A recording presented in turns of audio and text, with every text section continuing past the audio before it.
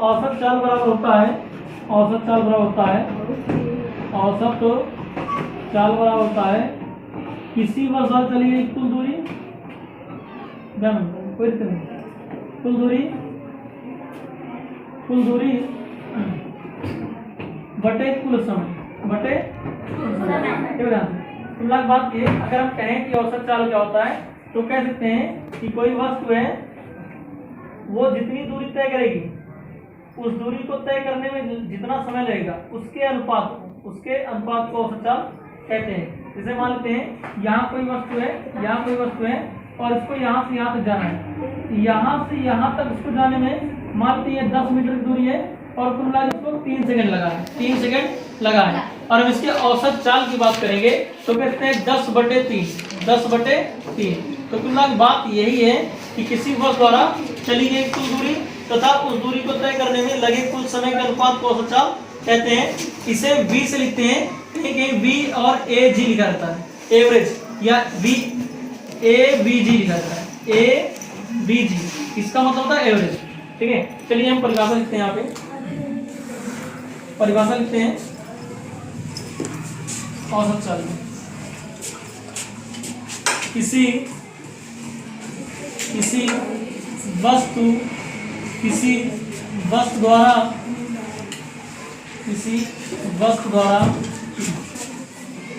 चली गई कुल दूरी तथा उस दूरी को तय करने में लगे कुल समय के अनुपात को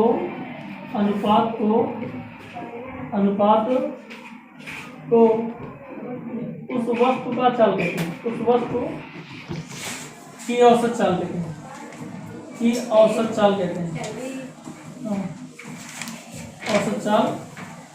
हैं।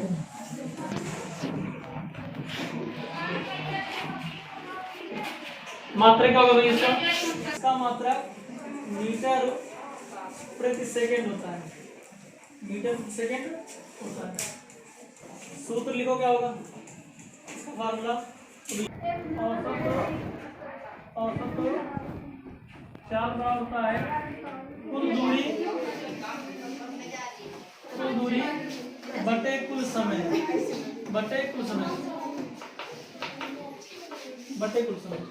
ठीक है, तुम लोग बात में समझिए, हम क्या बोले कि किसी वजह चली गई कुल दूरी और लगे कुल समय के अनुपात को हम लोग क्या बोलते हैं, औसत चाल कहते हैं।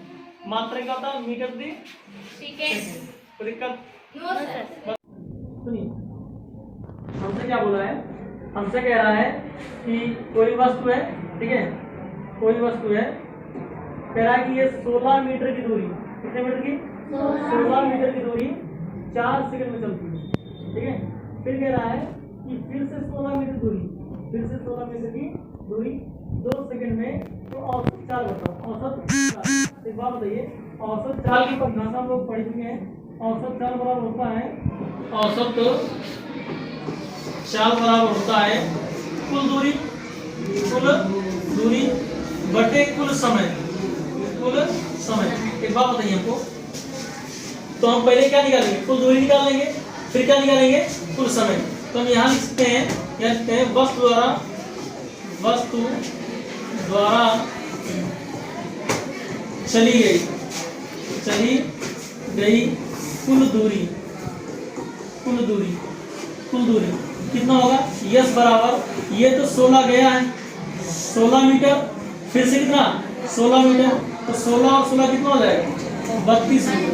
कुल दूरी कितना है, 32 मीटर है। ठीक है, फिर कह रहा है कि भैया इसको समय कितना लगेगा, तो यहाँ लिखते क्या, 32 मीटर तय करने में, 32 मीटर दूरी तय करने में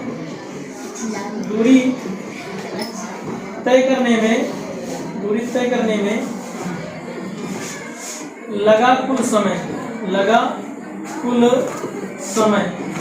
समय को हम लोग किस लिखते हैं, ये टी बराबर हो जाएगा 4 सेकंड पहले 16 मीटर लिए था फिर 2 सेकेंड बाद में, 4 2 6 सेकेंड, इतना सेकेंड।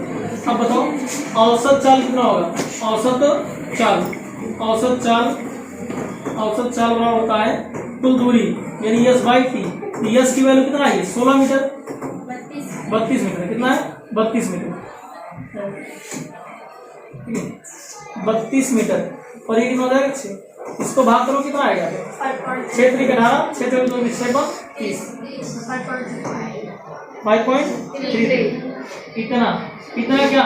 इसका मतलब है मीटर प्रति सेकंड। ये हो जाएगा आपका आंसर। बात समझिए, जब भी सवालों में ऐसे बोलेगा, जब भी सवालों में ऐसे करेगा, कहेगा कोई वस्तु है ये 16 मीटर गई है, आज यहाँ 16 है, कल यहाँ 20 हो सकता है।